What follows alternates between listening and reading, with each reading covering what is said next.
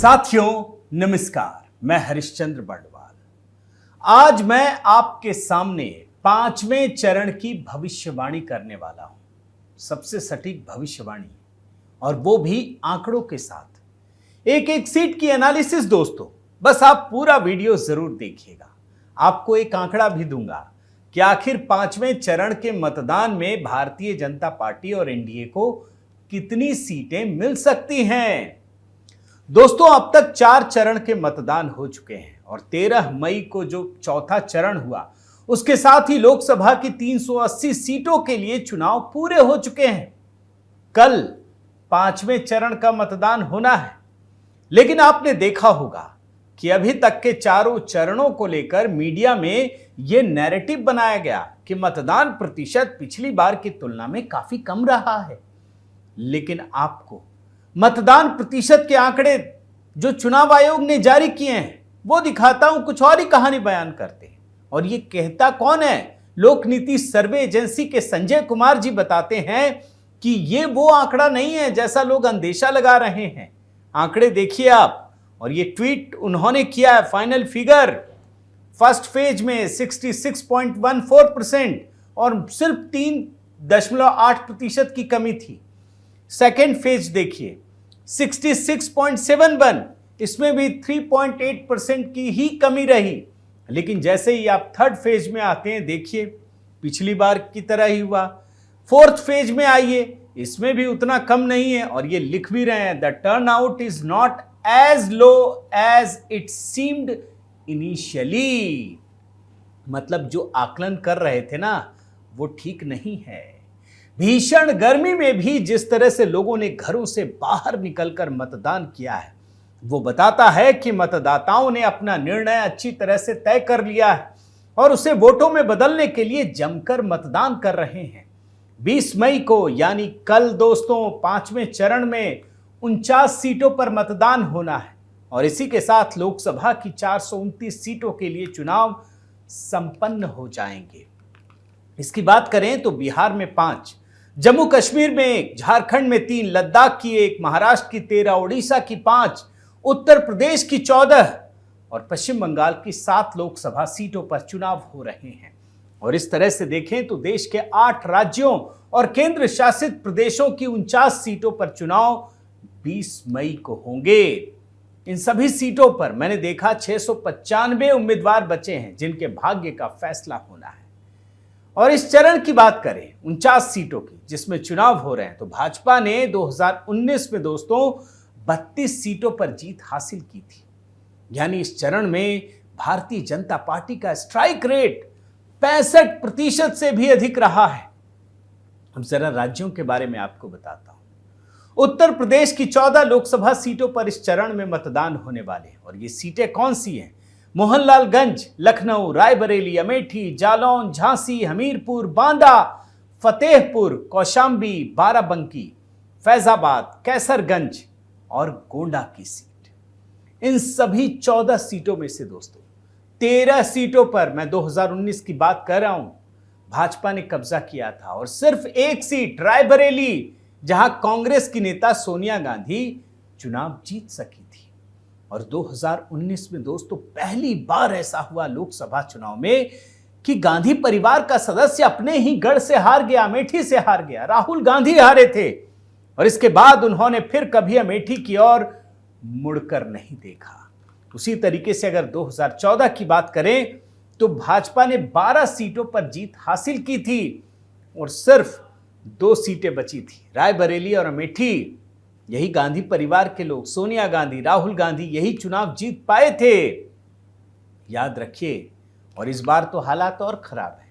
राहुल गांधी केरल की वायनाड से चुनाव लड़ चुके हैं, लेकिन उत्तर प्रदेश की रायबरेली से भी चुनाव लड़ रहे हैं। और इस बार वो हार के डर से दोस्तों अमेठी के चुनाव मैदान में नहीं उतरे हैं। कोई भी एनालिसिस कर ले, कोई भी मास्टर स्ट्रोक बताए, लेकिन सच्चाई ये है कि वो पीठ दिखाकर भागे हैं। और इन सीटों की चर्चा इसलिए भी कर रहा हूं क्योंकि इसी चरण में रायबरेली और अमेठी में भी चुनाव हो रहे हैं। और याद रखिए, रायबरेली से दोस्तों राहुल गांधी का नामांकन आखिरी समय में काफी सस्पेंस क्रिएट करने के बाद किया गया। और इसके बाद बहन प्रियंका को यहीं लगा दिया गया, सिर्फ एक सीट में रायबरेली। प्रचार करती रहीं, लेकिन जब इसके बाद भी कोई फायदा नहीं हुआ तो राहुल गांधी की हार को देखते हुए मां सोनिया ने खुद कमान संभाल ली। उन्होंने रायबरेली के लोगों से इमोशनल अपील की और कहा, मैं आपको बेटा सौंप रही हूं। आप इसी से दोस्तों रायबरेली की हकीकत समझ लीजिए, क्योंकि लगता नहीं है कि राहुल गांधी को कोई फायदा होने वाला है। और इस बार अमेठी के साथ रायबरेली में भी भारतीय जनता पार्टी मजबूत स्थिति में है। इन दो सीटों के अलावा लखनऊ की एक महत्वपूर्ण सीट है, यहां पर इसी चरण में चुनाव हो रहा है। इस सीट से आपको पता है अटल बिहारी वाजपेयी चुनाव लड़ चुके हैं, यहां से 8 बार चुनाव लड़े और अब यहां से रक्षा मंत्री राजनाथ सिंह चुनाव लड़ रहे हैं। इस बार दोस्तों राजनाथ सिंह हैट्रिक लगाने वाले हैं, जबकि उनके खिलाफ कांग्रेस समाजवादी पार्टी गठबंधन ने साझा उम्मीदवार खड़ा किया है। कोई फायदा नहीं होगा। और उत्तर प्रदेश के बाद लोकसभा की सबसे अधिक सीट रखने वाले महाराष्ट्र की बात करते हैं।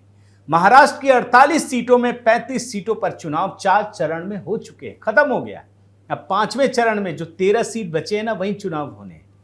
और ये सीटें हैं धुले, डिंडोरी, नासिक, पालघर, भिवंडी, कल्याण, ठाणे और मुंबई की सभी सीटें।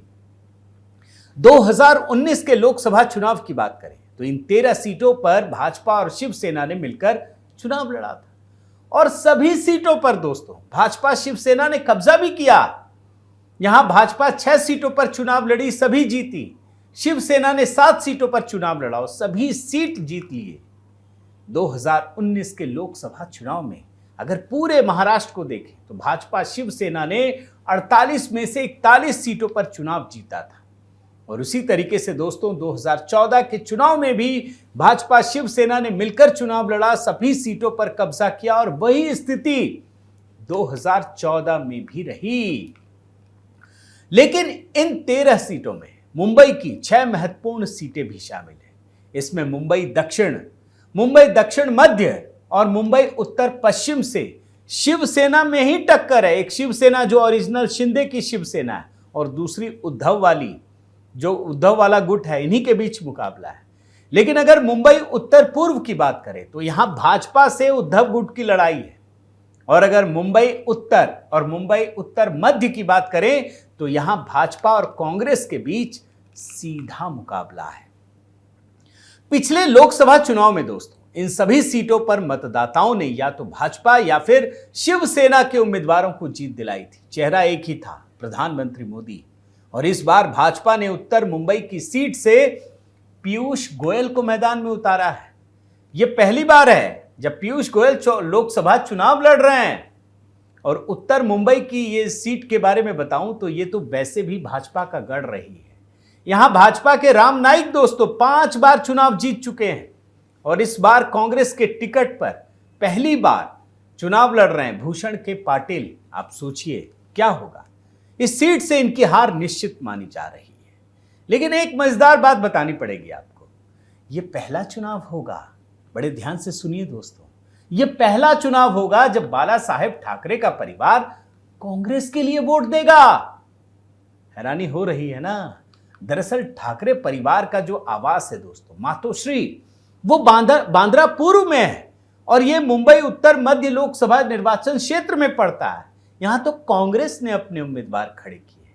आप सोचिए, पिछले 30 सालों में यह पहली बार होगा जब ठाकरे परिवार अपनी पार्टी या भाजपा को मत ना देकर कांग्रेस के उम्मीदवार को अपना मत देगा। और भूलिएगा मत, बाला साहेब ठाकरे ने क्या कहा था कि अगर कांग्रेस को समर्थन करना पड़े तो अपनी दुकान बंद कर दूंगा।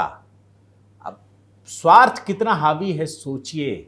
लेकिन ठाकरे परिवार ये सब कुछ कर रहा है स्वार्थ के लिए, मगर इतना सब कुछ होने के बाद भी कुछ नहीं होने वाला है, क्योंकि प्रधानमंत्री मोदी के प्रति लोगों का विश्वास बढ़ा है।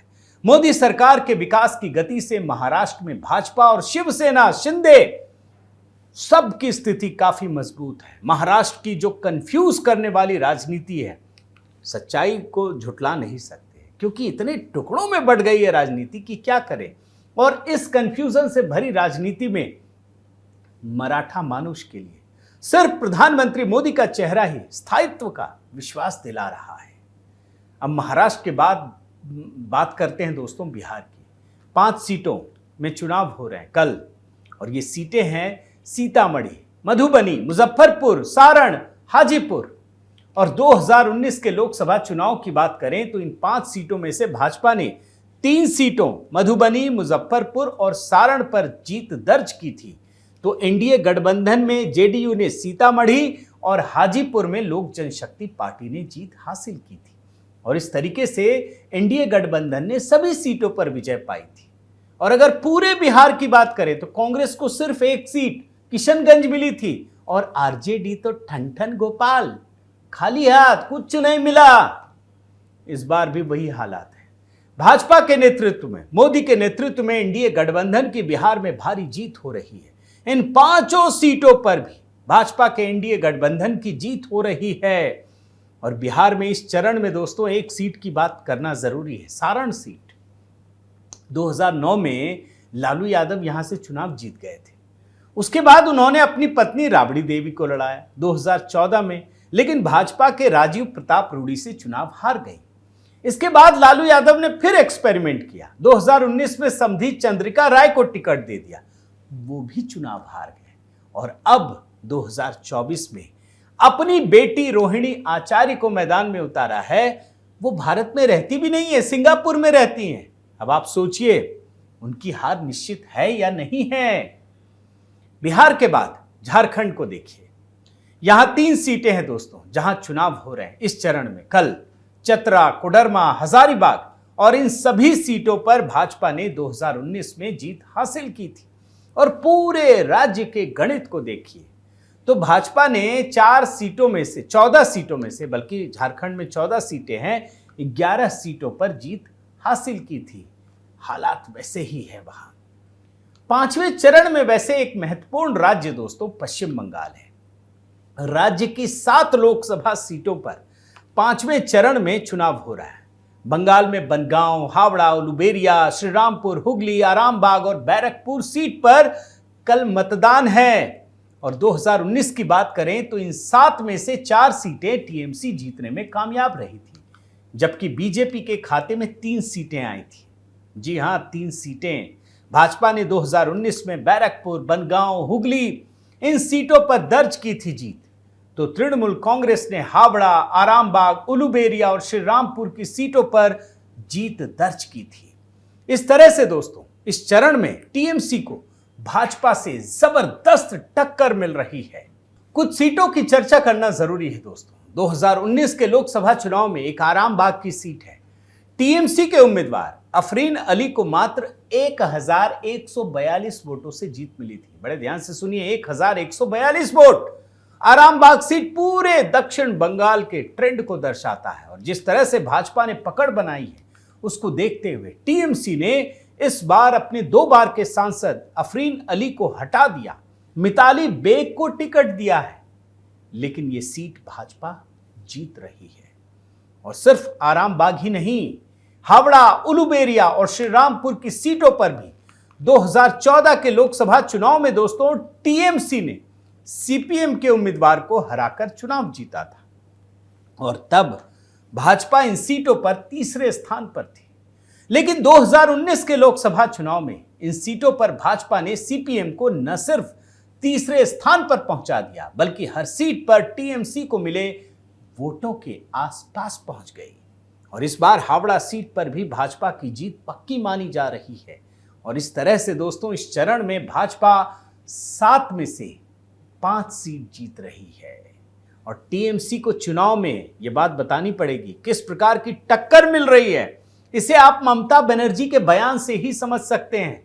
जो ममता बनर्जी चुनाव के पहले कह रही थी कि कांग्रेस को पूरे देश में 40 सीट भी मिलने में संदेह है, अब वही ममता बनर्जी चुनाव के 5वें चरण के पहुंचने तक ये कहने लगी हैं कि वो केंद्र में इंडी अलायंस को बाहर से समर्थन देने के लिए तैयार है। सोच रहे हैं ना? यानी कुल मिलाकर देखें दोस्तों तो 5वें चरण में 8 राज्यों में जो भाजपा की स्थिति है उसको देखकर यह कहा जा सकता है कि भाजपा 49 सीटों में से अपने दम पर 35 सीटें और सहयोगी दलों के साथ मिलकर 40 सीटें जीत रही है। यानी जिस भाजपा ने पिछली बार 32 सीटों पर जीत हासिल करके प्रचंड समर्थन हासिल किया था, इस चरण में भी कम से कम उसे 3 सीटों का फायदा मिल रहा है। तो ये कुल गणित है दोस्तों 5वें चरण का। मुझे उम्मीद है कि आपको अच्छा लगा होगा, एक एक सीट का एनालिसिस किया। आपकी क्या राय है जरूर कमेंट बॉक्स में बताइएगा। और आपसे एक निवेदन भी करता हूं दोस्तों कि HB मेलोडी, इसमें लगातार नए गीत, कल मैंने सोनू निगम का गाया हुआ प्रधानमंत्री मोदी के समर्थन में एक गीत लगाया है, अगर आपने नहीं देखा है तो उसे जरूर देखिएगा। कई सारे गीत लगातार उसमें लगा रहा हूं और ये लोगों की भावनाओं से जुड़े हुई चीज़ें हैं, आपको गीत भी पसंद आएगा। और इसके अलावा आप कमेंट कीजिएगा दोस्तों, लाइक कीजिए, शेयर कीजिए, सब्सक्राइब कीजिए अगर आपने नहीं किया, और बेल आइकन भी दबाना मत भूलिएगा। अपना प्रेम और स्नेह बनाए रखिए। बहुत बहुत धन्यवाद। जय सिया राम।